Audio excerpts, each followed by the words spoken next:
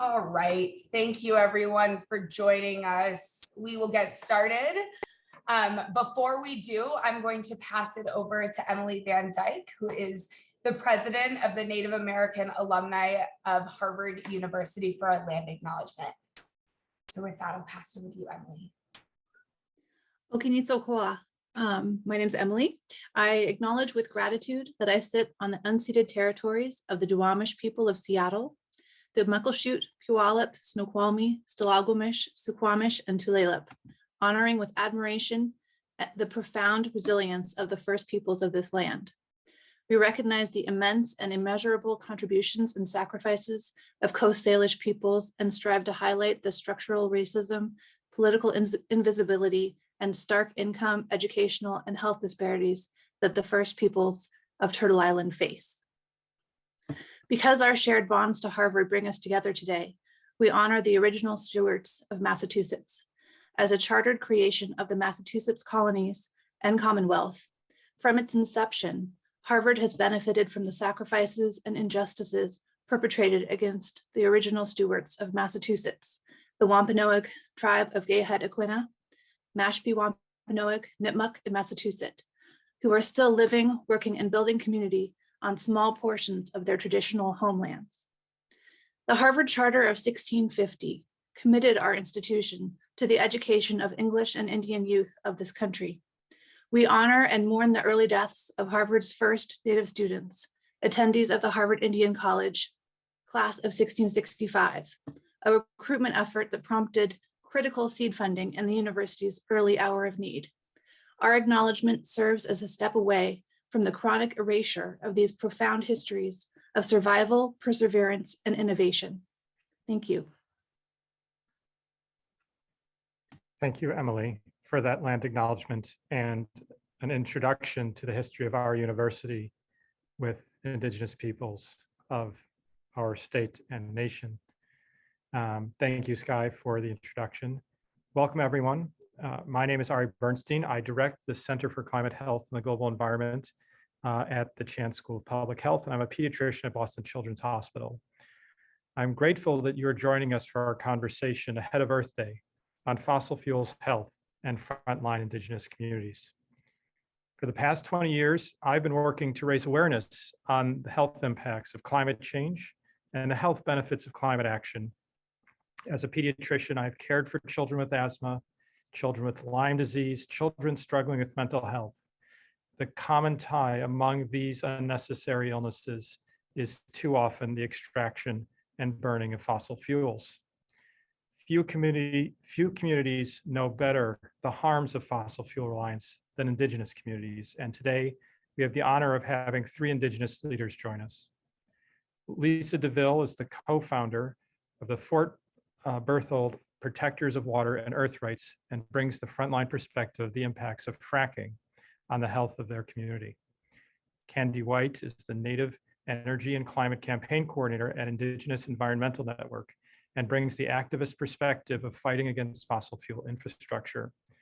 And Dr. Joseph Gaughan is a professor of anthropology and global health and social medicine and faculty director of the Harvard University Native American program. His work examines the intersection of culture, coloniality, and well-being in Indigenous communities. We have so much to learn from this panel. I'm grateful for their voices and the lessons they will impart on protecting the health of our communities and the planet. Finally, I would like to thank our moderator, Kate Tawdry. Kate is a human rights lawyer and author of a recent book, Black Snake on the Dakota Access Pipeline. She has previously worked as a researcher on health and human rights issues at Human Rights Watch as a graduate of Harvard College and Yale Law School. So with that, I would like to pass it over to Kate to begin our discussion. Thank you so much, Ari, and good afternoon. Thank you to everyone so much for joining us today. I want to thank everyone at the Harvard School of Public Health, the Center for Climate, Health, and the Global Environment, the FXB Center for Health and Human Rights at Harvard, the Native American Alumni of Harvard, and the Harvard University Native American Program for bringing together this important program today. It's really an honor to be a part of it. Thanks especially to Sky for the brilliant organization. In the recent weeks, we've seen calls for increased production of American oil and gas in the context of the war in Ukraine, which makes our conversation today seem especially crucial, because what do oil production and fossil fuel extraction and transportation more generally really mean for frontline Indigenous communities, communities who across the country often increasingly bear the costs of them? Several years ago, I first traveled to Fort Berthold Reservation in the Bakken region of North Dakota, and with the guidance of our wonderful panelists, Lisa DeVille and Candy White, began to learn more about the toll that fracking has taken on the community on Fort Berthold, the environmental and health impacts threatening people and animals, and also the social impacts that have changed the fabric of the community. But exploitative extraction in Indigenous communities has sadly been taking place for years now, as we'll learn from Dr. Joseph Gaughan and his family's community's fight against leech mining in the Little Rocky Mountains. This afternoon, we'll be discussing the impact of fossil fuel extraction and transportation on frontline Indigenous communities and the ways in which extractive industries and unjust policies have put Indigenous communities and health and the climate at risk. I look forward to hearing from our distinguished panelists about their experiences as members of impacted communities and sharing ideas about blunting the impacts of this industry and uplifting Indigenous voices. So without further ado, I'm going to turn it over to our wonderful panelists to briefly introduce themselves before we jump into discussion. I know that unfortunately Lisa DeVille is dealing with the aftermath of a blizzard in North Dakota today. So I'm going to go right to Candy White to begin and introduce herself. Candy, please. And so in my Heradza language, I said, hello relatives, my name is Eagle Woman. My English name is Candy White, and I am a citizen of the Mandan Heradza Rikra Nations in North Dakota. I'm currently calling in from Montana, where I've been working for the past 8 years on the same impacts of fracking around the community here and the connections and ties to North Dakota. So calling from Abzalaka territory, otherwise known by some as Crow Country, our relatives from the Heradza and the Crow.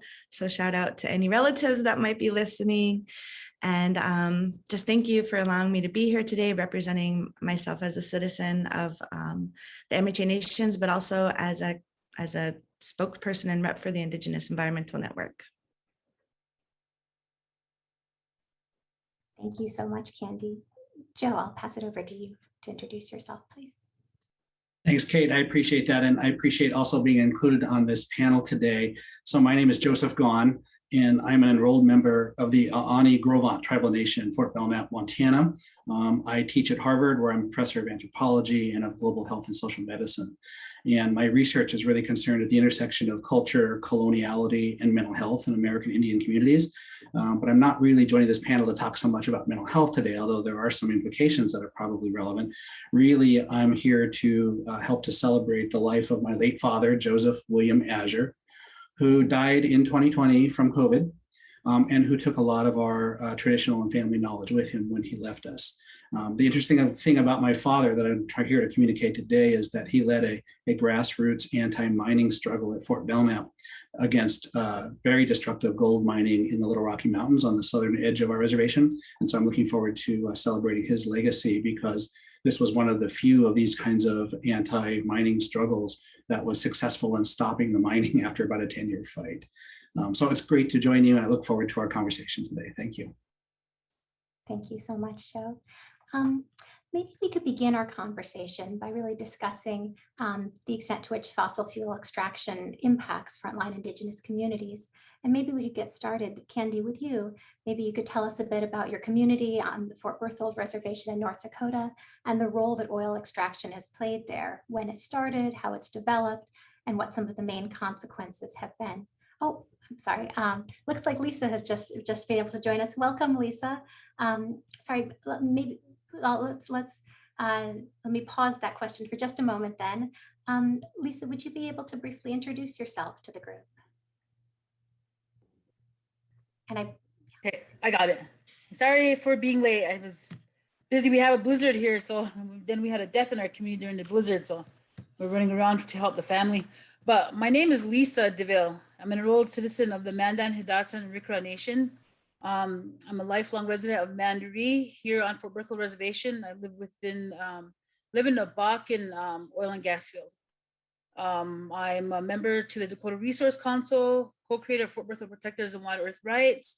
I also sit on the Western Organization Resource Council's board, and I also sit on the North Dakota Native Vote board, where we fight for redistricting and a seat at the tables of our state representation. Thank you. Thank you so much, Lisa. Perhaps let me put to you then the question that I was just mentioning. Could you tell us a bit about your community on Fort Berthold Reservation and the role of oil extraction, when it started, the development of it, and what some of the main consequences you've been seeing in the community from the extraction? So, okay, the gas extraction began around 2008, and it fully like took off crazy about 2010, where we witnessed a lot of the trash around in our communities. That was one of my biggest, my advocacy work started with the trash because it was really bad from oil and gas field. We witnessed a lot of change in our community from, social impacts, health impacts, environmental impacts. I wanted to know if people felt the same way that we felt. So we did an assessment and a survey for our community here in Mandarin, and we want to know better understanding of people, how they felt about the oil traffic, how they felt about education, how they felt about, are you getting enough information on the impacts of oil and gas? Do you want stronger regulations? All that. We put an assessment together. And it came to be that they wanted stricter regulations and laws and studies, analysis, all that we fight for today, Candy. So sorry, I see Candy, but Candy and I are both from Fort Berthold. So she and I lean on her a lot for a lot of advice but anyway, so we had one of the biggest brine spills here in North Dakota, north of Mandarin here. And it became a concern to me because I want to know I knew that water was being impacted, our air was being impacted, and our land was being impacted, but I needed to know the facts before I could do advocacy and a better understanding of what it does to our environment and to our, social impacts in our people and the health impacts. So we, thank goodness, got Duke University to come and help us identify those the brine spill back there in the toxic sorry, I can't think, but the what comes out, what is from the brine and how it's destroying the earth. So that was another. Earthworks came and did a study with us on the flaring. I wanted to know and a better understanding of what's coming off the flaring. So I used that when the earthworks came to advocate in Washington DC a lot for the stronger regulations on methane and stronger regulation on the venting that they do here.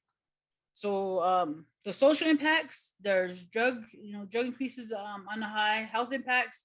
Our air is being contaminated, a lot of health, like respiratory infections.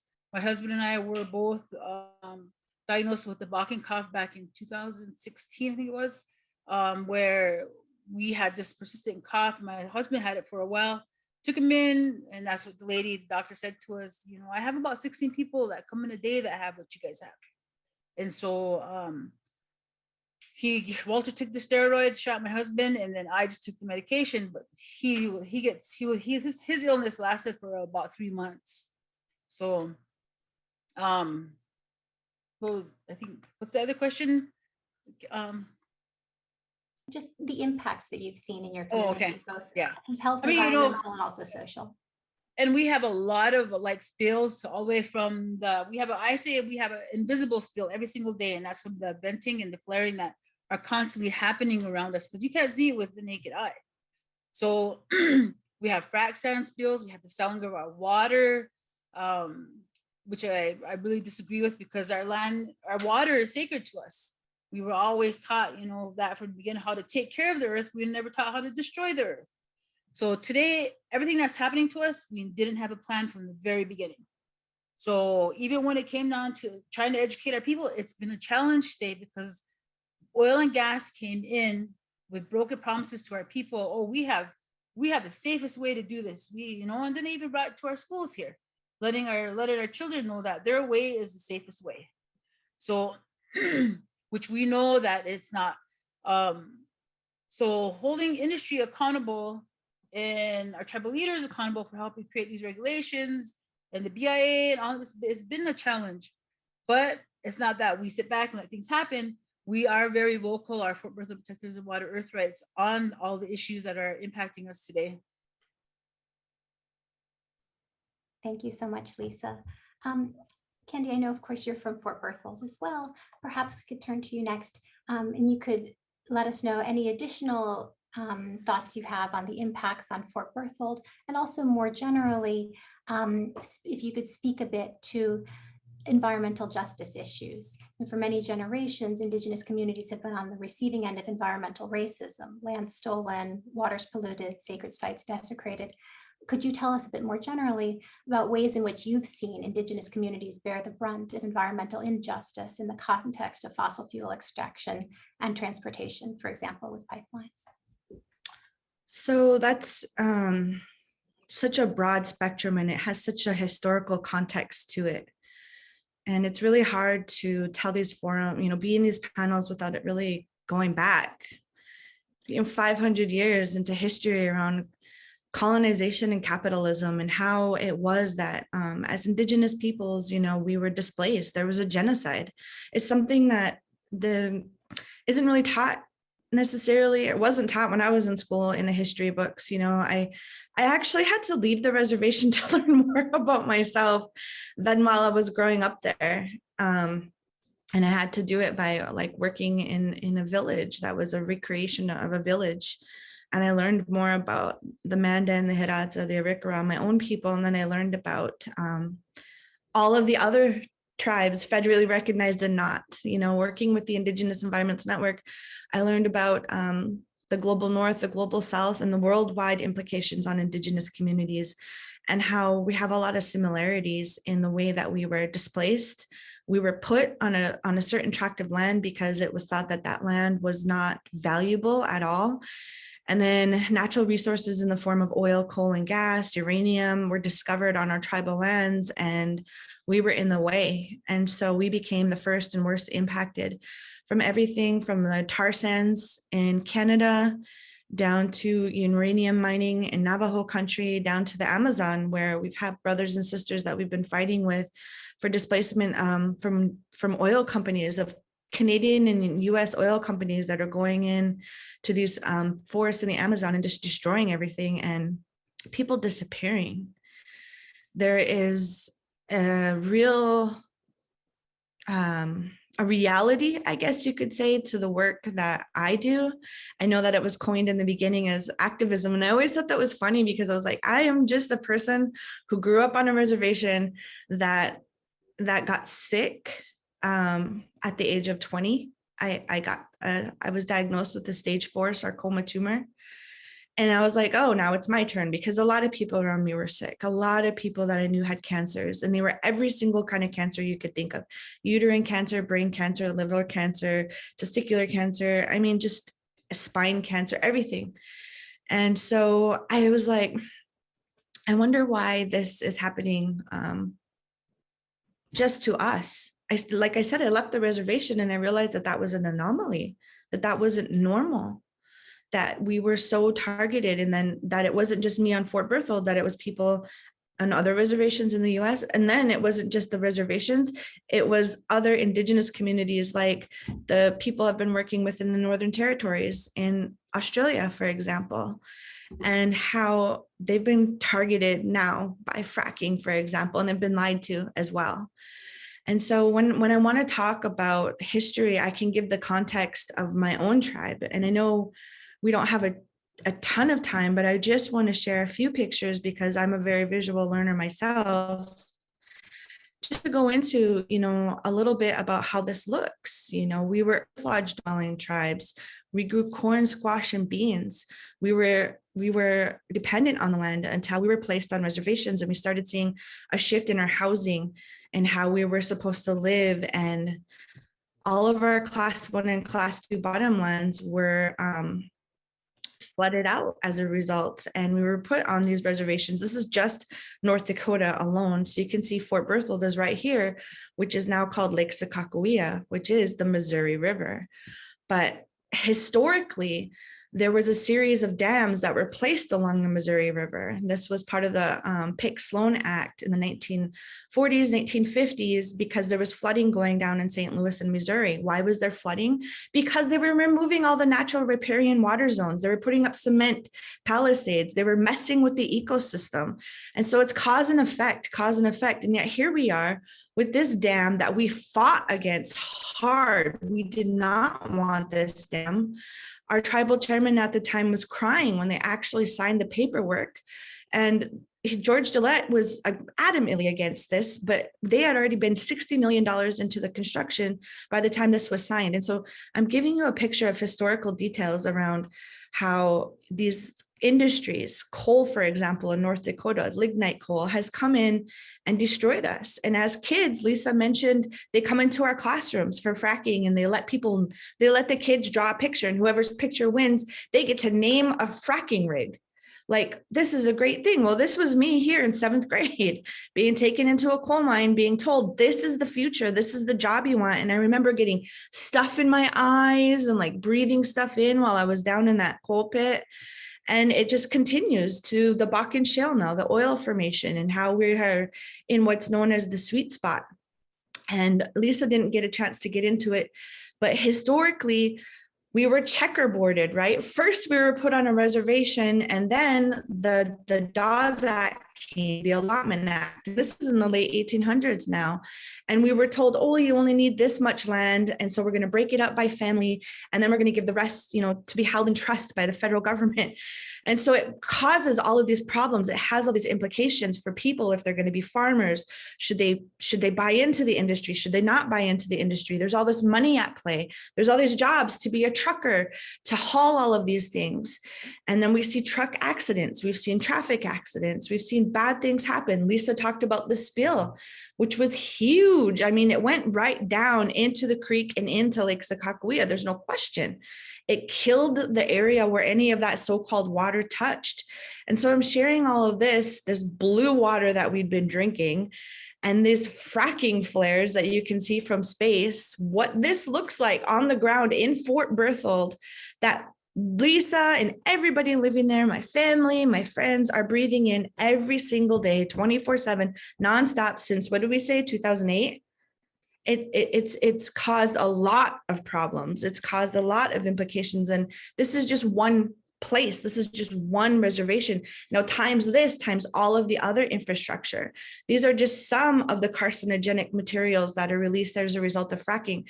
As Adi there was talking about, there are carcinogens. There's a reason why we're sick, tying health back in. But then social implications around man camps, around crimes that came to our lands, people dying as a result of drug use and drug abuse and not having any services to go to. A cousin I have that went missing as a result of drug abuse and drug use, found dead in the lake. And environmental justice is a word, that came around in 1991. There was this forum where my boss, Tom Goldtooth, was there then and helped coin the term, right? Environmental justice. And what does it mean?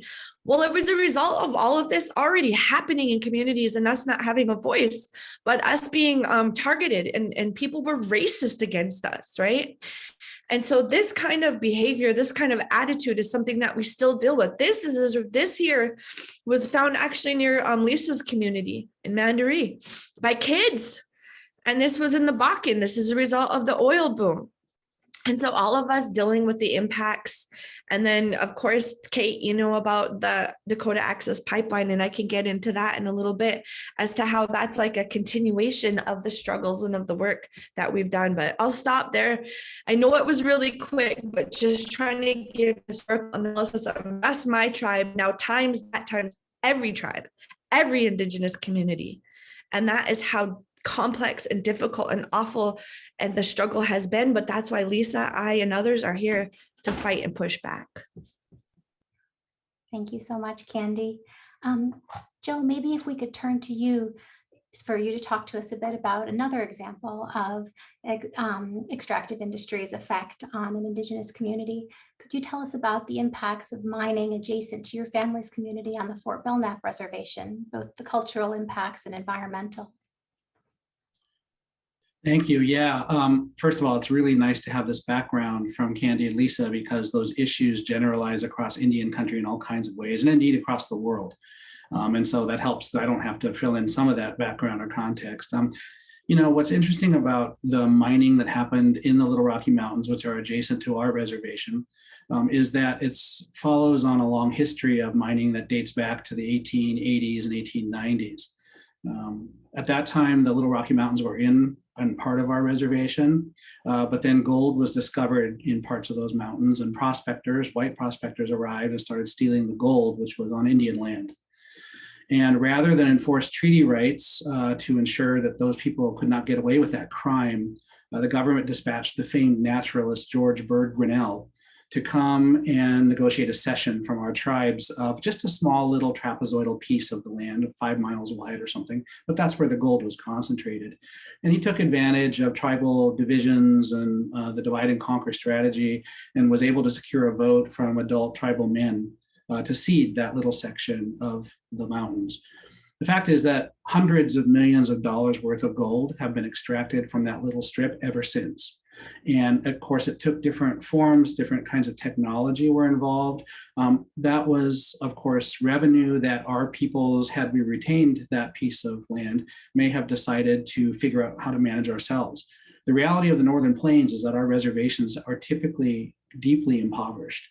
And it's no accident that we're impoverished. We were dispossessed and contained, and our ways of life were destroyed. And so we end up in deep, deep poverty. And that's one of the challenges that we have to face at Fort Berthold.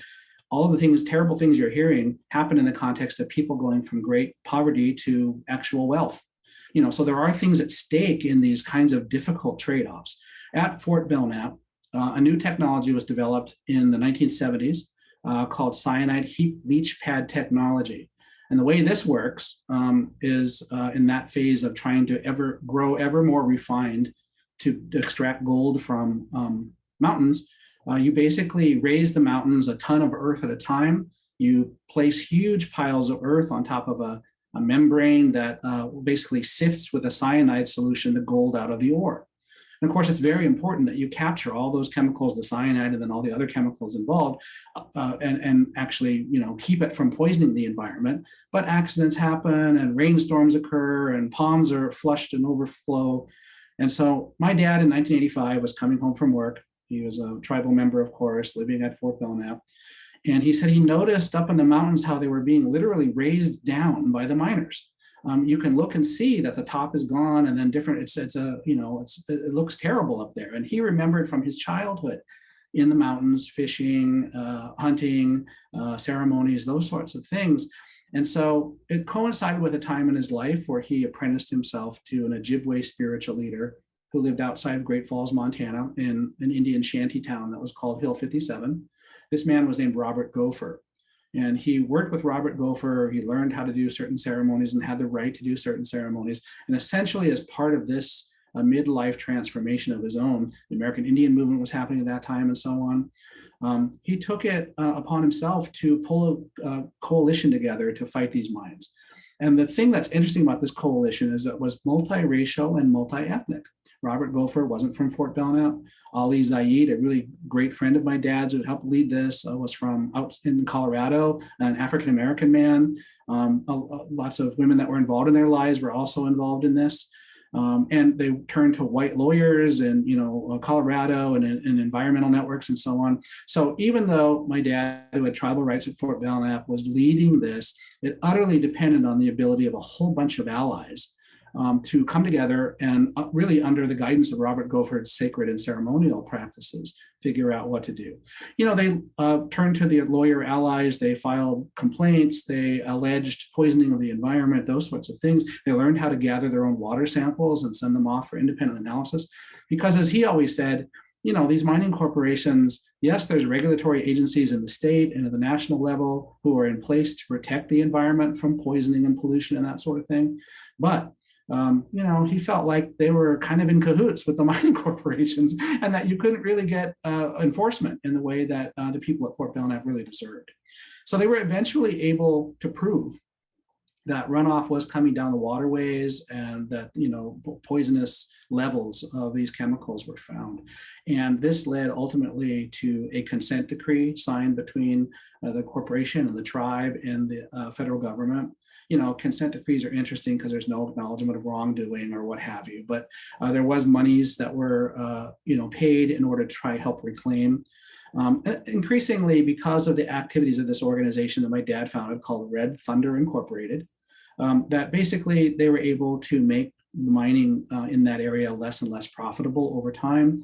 And especially as they folded in more, the tribe ended up deciding to work against the mine as well, even though some tribal members were employed by the mine. So there you have the economic development issue that complicates and makes it hard. But at some point, the tribal council decided, yeah, this is not good. We're going to weigh against it, accept the consent decree.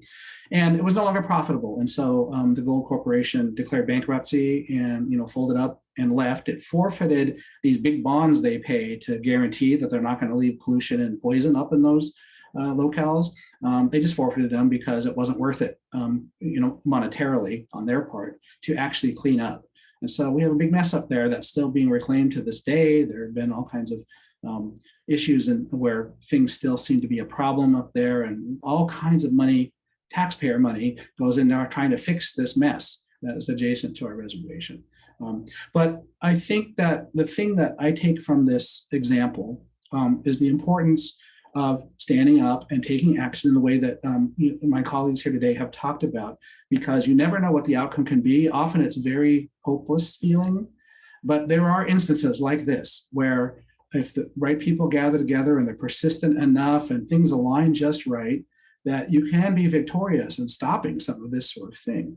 And so I think that's a story that's not well known. We created, maybe 5 years ago, what we call the Red Thunder Oral History Project. We have a website that's dedicated to acknowledging and honoring this struggle that was in the end able to stop this destructive mining, and a tribute to my dad and to Ali Zaid and Paul Zog and Don Marble and all the different players who were important in this effort. And that's what I wanted to talk about today, was really the fact that sometimes there is hope. Sometimes there is the opportunity to make a difference in this way. And that really is my late father's legacy. Thank you. Thank you so much, Joe. I know you mentioned sort of the inadequate regulation that met the mining, which makes me want to turn to Lisa to ask a bit about your efforts with Fort Berthold Power and the work that you're doing and what changes you're advocating for fracking on Fort Berthold, or better regulation. Have you seen any policy changes on issues like methane emissions or other key issues that you've been fighting for with this current presidential administration or with local and tribal government? Oh, and Lisa, I think you're on mute. Okay, sorry. So with this administration, we've been working with, since the Obama administration, we have been working on the BLM methane rule and the EPA methane rule. And so we became, when Trump came in, he rescinded all that. So we became part of the filing lawsuit against them. So since then, it's been a continued process still. We are still declarants, our Fort Berthold Power, of those two lawsuits. And then also on the NEPA, we are also part of the NEPA lawsuit of here. I mean, you name it, everything's happening. Our endangered species are being destroyed, or their habitats are being destroyed. I mean, it's everywhere here. So not only that, it protects our water, and that NEPA. So I mean, it's very important to us. Michael Regan was here. He visited Fort Berthold Power and Dakota Resource Council. He did get a chance to come and see our reservation, but I don't think he got a tour of it. Maybe just like on a partial sign, but not the actual T owners on that. Like Candy said, partial is checkerboarded, and that meaning that's tribal fee over there because of the excessive land we have. We had the federal government thought that since of the excessive land, they opened it up for the Homestead Act. So those are the three issues that we're working on right now. And we actually are working on redistricting. Well, we didn't get the redistricting approved for Fort Berthold Reservation and Turtle Mountain Reservation. We have been fighting for a while because of the fact that it's always pushed back. Oh, there's the state issue, So we've been fighting for a seat at the table for a while, and that has been a success for us. So I'm currently running for District 4A for Fort Berthold. Turtle Mountain, I don't know who's running there, but they do have the opportunity too for enrolled member to run. So yeah, we're guaranteed that seat there. With the tribe, it's been a challenge. We've tried many times to do a air quality study with them. They get approved in 2020 to do an air quality study. And we introduced all these methods, and the company that was going to help us, they approved it. But the thing is that they lacked the funding, they said. And so therefore, it never moved forward. I have just called them out on a press release just recently. I've called them out several times on a lot of issues, but that was recently, that is with Environmental Defense Fund right now. They do have these plans that they say that they're going to do these things, but we don't know if they're going to work. I know, that he's introduced, it's made in the paper in the last couple of weeks about how they're going to capture the flaring or the emissions that are coming off of it. So, but the thing is that in order for us to create these laws and these regulations, we need these studies to prove, these baseline studies to prove what's happening to us. So, I mean, we're doing everything after the fact, but there was never an environmental impact statement done here. So we don't know how much land has been destroyed. We don't know what habitats have been destroyed, because 70% of our land is owned by the Latte owner. So a lot of our Latte owners, they sign the lease and they leave Fort Berthold Reservation, leaving us with the impacts and the aftermath and all that for us to deal with. So that the 30% is owned by the tribe. We are extracting under our lake, right at the Independence area where my grandmother's land is, but the tribe also has owns a part of that also.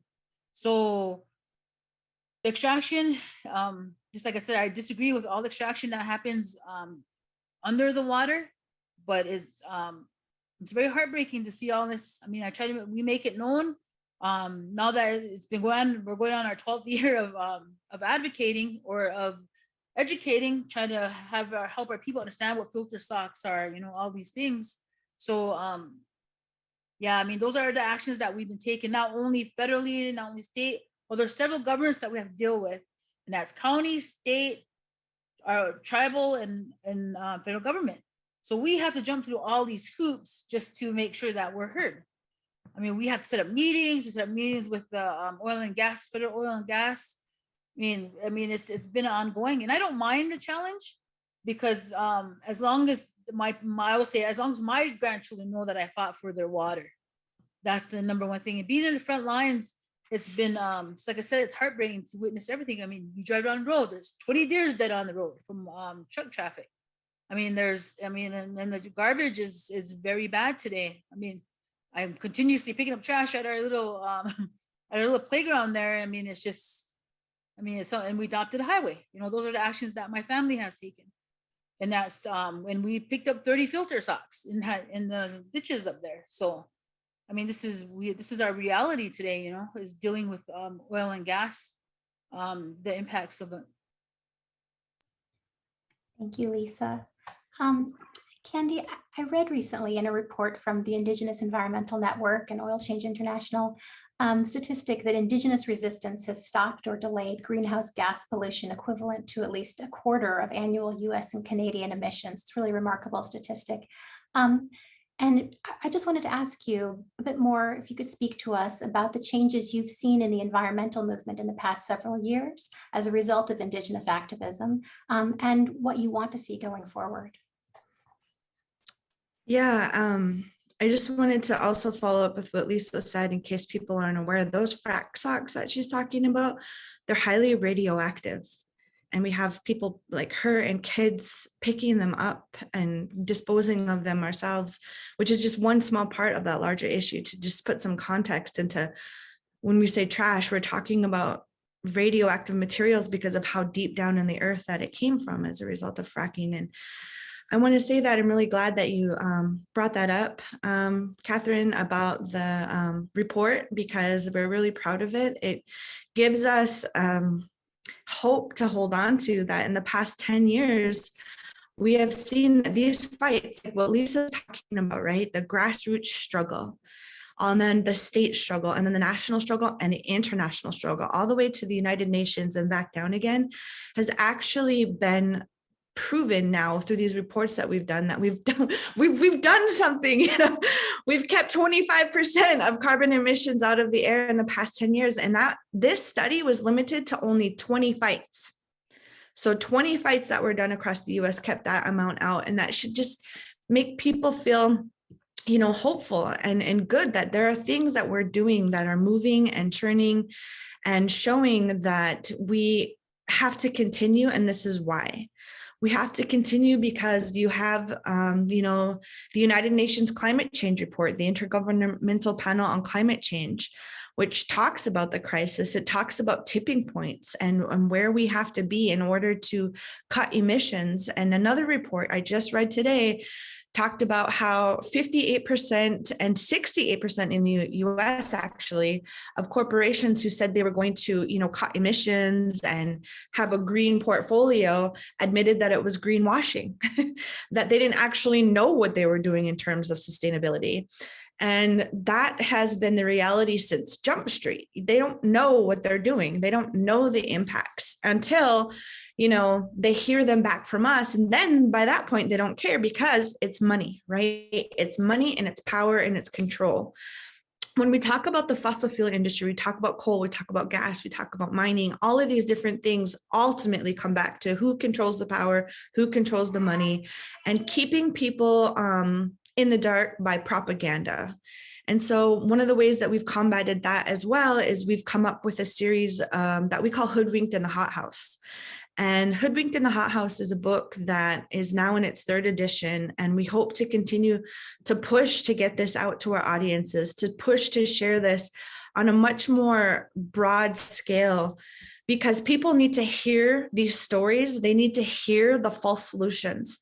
You might have caught where Lisa mentioned, oh, they want to capture the flaring. They want to capture the carbon.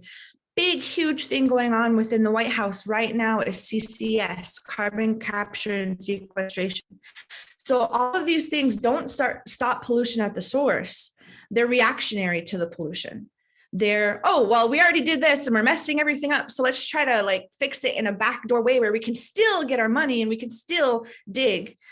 And so I'll share these links out with everybody so that you can resist these false solutions, but then it also offers real solutions to the climate crisis, which are on the ground solutions that we have been working on in our communities. It really isn't, let's go back, you know, to the Stone Age or something like that, because that's what people say. Well, what are we supposed to do? It's really contextualizing and learning and understanding in your own context what you do as an individual and how that impacts the larger grand scheme of things, but also how we can work within not just the state who holds us back, and not just within the federal government who holds us back, but not just within the United Nations. It's all of those tools in the toolbox to change the system. We're talking about a David and Goliath story, if you want to look at it that way. It's systems change, not climate change. There is no reason why Fort Berthold Power should have to jump through all of those loops. It's set up intentionally for us to fail. And that's what we're trying to change in a broader, larger picture and scale. And now we have a lot of people on board because it's not just a NIMBY issue anymore, not in my backyard. It is a, wow, globally, we're actually seeing the anthropogenic impacts. We're seeing the human-induced impacts of climate disruption. And seeding the clouds isn't going to save us. You know, it's listening to and working with the grassroots communities. It's working with Indigenous peoples that have traditional ecological knowledge and not ripping it off and not taking it and twisting it into something else, but actually letting us implement these solutions on the ground up to scale to a certain extent, but nothing like corporate.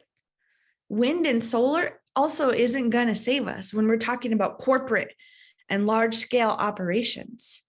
It really is to the business of taking care of communities and local transportation, local food, local systems.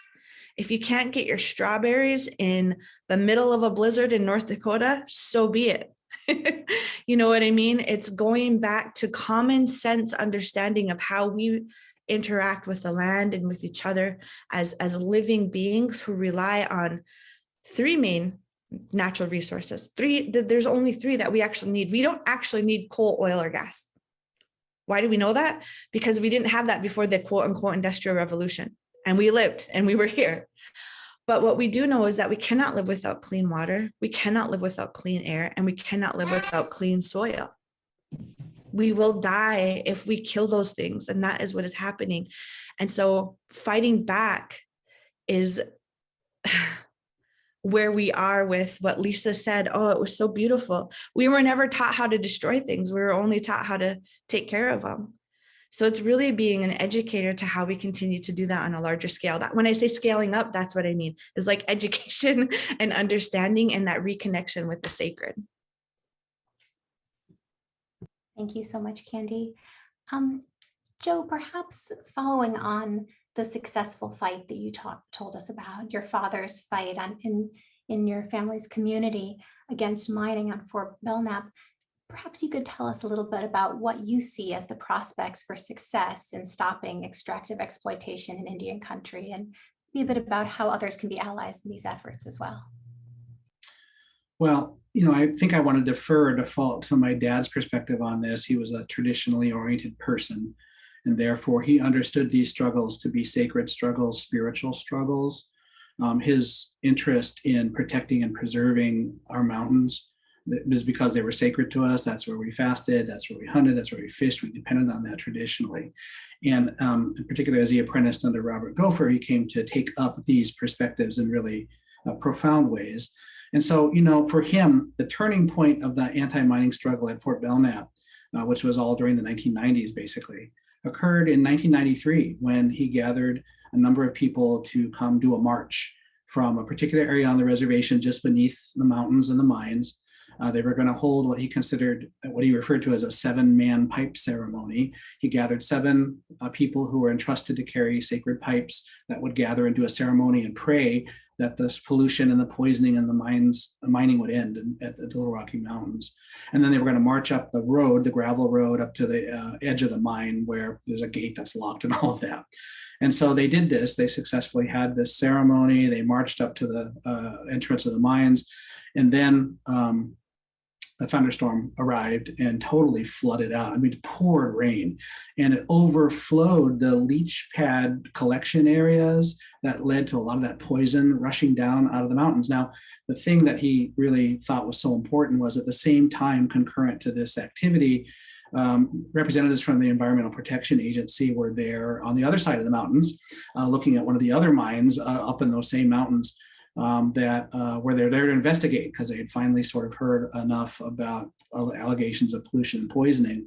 And because of the overflowing of all of this material, according to him, they walked out of their hotel room that morning and saw orange water running off, flowing right downtown in Zortman, Montana, from these polluted mines. And so, he said right then we had them and they became on our side for the first time. And he attributed this, of course, to the prayer and to the sacred activities that people were undertaking.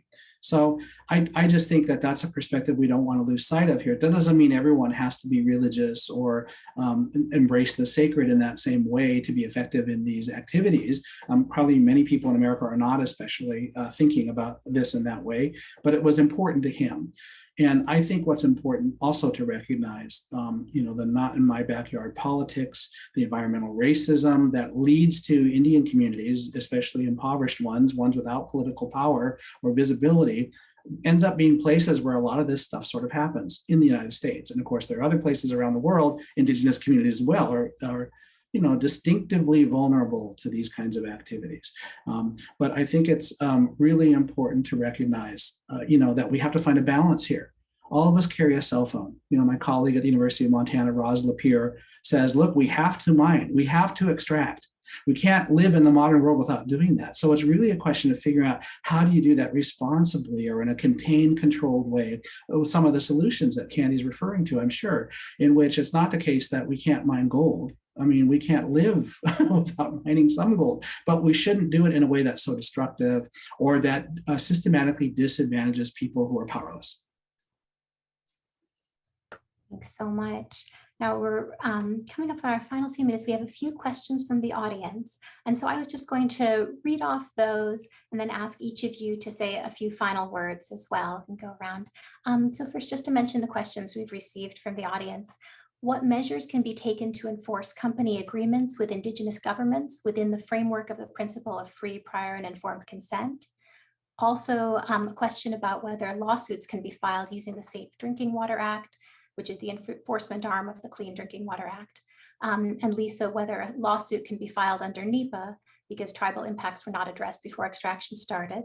And then a final question about the land assessing environmental studies on Fort Berthold. They appear to be done after the fact, and why were these studies not required beforehand instead of after drilling and fracking began, and whether there's any recourse for those who have become ill. And I would just ask maybe, in addition to answering any of those questions in our final remarks, and we can, maybe if you might also each be able to just say a few words about what you want non-Indigenous people to learn from these experiences and how allies can best uplift Indigenous voices in this fight as well. So maybe I'll turn first to Lisa to jump in with any answers to those audience questions and any final thoughts. Okay. So the first, I'll talk about the actions that they were talking about the water. So what we have been doing a lot of is getting engaged when there's public comments given out on the Water Act, given comments on Endangered Species Act. They give a lot of opportunity for us to give comments. So we, I attach a lot of the studies when I do the water, the Water Act. I just recently attached the studies that we did with the college while I was an environmental science student there, on the snow around the flaring. I mean, just things like that. With the Duke University study, I use that a lot because I also use that the Dakota X pipeline rallies and then the XL pipeline, because that is what, I mean, industry always says they have the safest way. They don't. I mean, all these pipelines, they spill, they leak. I mean, we've asked for leak detectors. We've asked for, I mean, you name it. We've asked for all these things.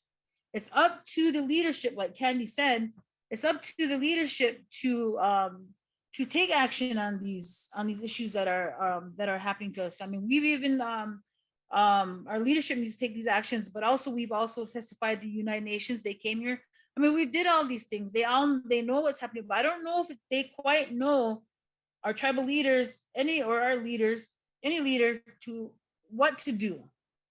Studies have been done after the fact, but like I said, when they came here, industry came, they came and they gave our elders false promises, told them they had everything under control, told them they had pipelines were going to take care of it, told them, and I'm like, today we rely on this oil and gas revenue. We pay the highest tax in the state of North Dakota to, they say that Native Americans don't pay taxes. We pay the highest taxes of oil and gas in the state of North Dakota. So, and all of our money that we advocate for, like we need new schools, we need all these things, they go all to Fargo and Grand Forks, east side. They don't come back to us.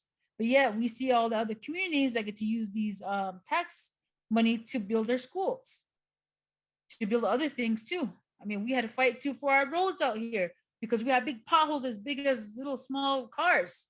I mean, those are the things that we had to fight for. But I don't know we're just constantly on our tribal leaders and all of our leadership to act on these issues that we have here. Thank you, Lisa. Did you have one more question on I can't remember the other final I think question. that's great. Thank you. Okay. Thank you so much. Joe, do you have any final thoughts? Well, just in terms of the lawsuit aspect, I mean, my dad did work with these attorneys to file lawsuits. And the question really isn't so much can you file lawsuits, it's more can you win them? And there's just so much arrayed against you because of the resource differential that there exists often in these struggles, where the mining corporations just have almost unlimited resources because they're deeply invested in profit on behalf of their shareholders. So, but again, I joined us today in honor of my father, and I'm really glad to help to celebrate Joe Azur's legacy, which was this, I hope, inspiring and hopeful effort, with, again, this multiracial, multi-ethnic coalition, so unusual.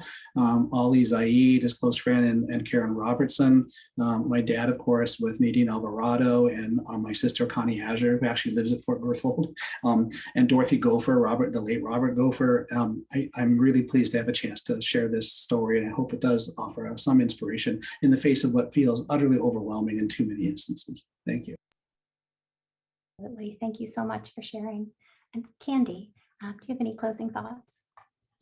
Yeah, I just want to say it's so neat to continue to meet relatives and people that I know, and going to school with some of the Azures and having you on here today has just been really cool. And I just wanted to talk about the work that we do in addition to stopping extraction. It's if you can't stop extraction, if you can't do it responsibly, what is it then?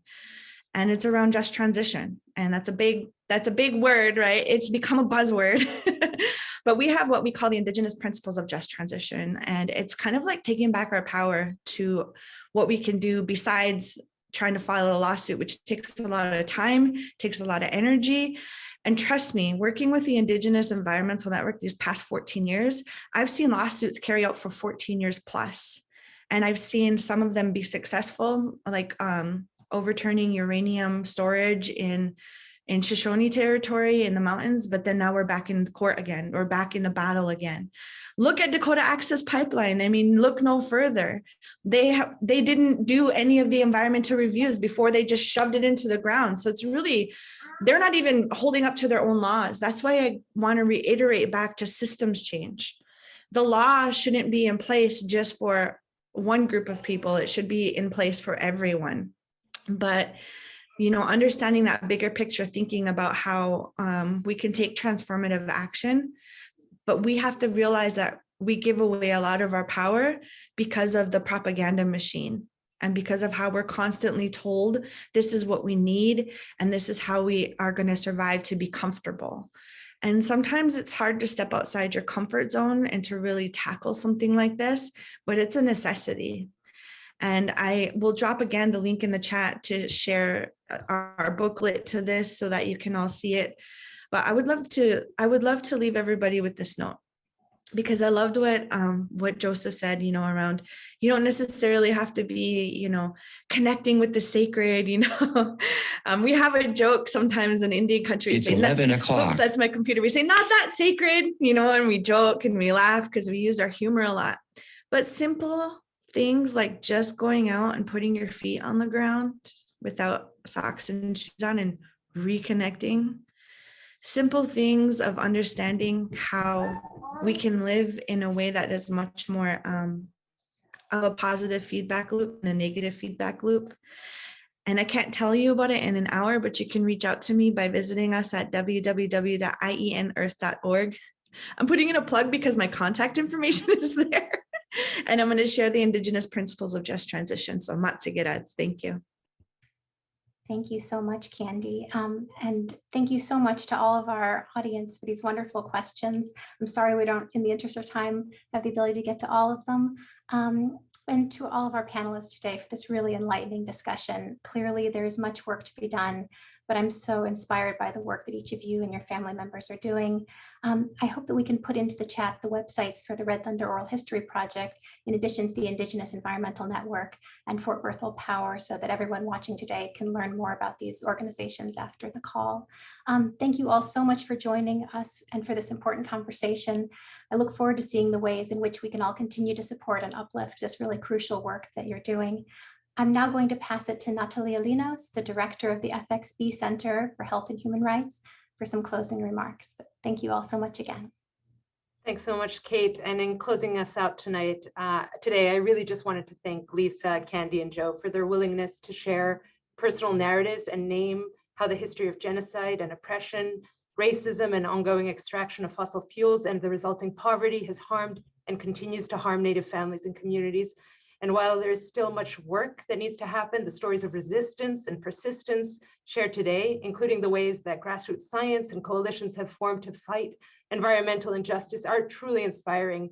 And I hope that people in the audience will leave today wanting to learn more and find ways that they can contribute to these efforts. Indeed, while our conversation today focused on the US, globally, Indigenous communities are stewards of 80% of the world's biodiversity, and therefore their leadership is critical and essential for the health of all of us. And thank you, Kate, for moderating this panel. Please have a look in the chat for her book.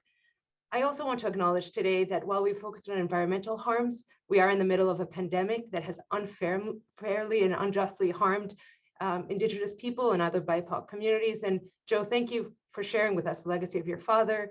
And in the fight, we can't sort of separate out environmental harm and other health harms, including COVID. So thank you all. And on behalf of the Harvard University Native American Program, the Native American Alumni, the Center for Climate, Health, and Global Environment, and the FXB Center, let's continue to celebrate Earth Day and Earth Month as part of a movement that supports Indigenous rights. Thank you so much, everybody.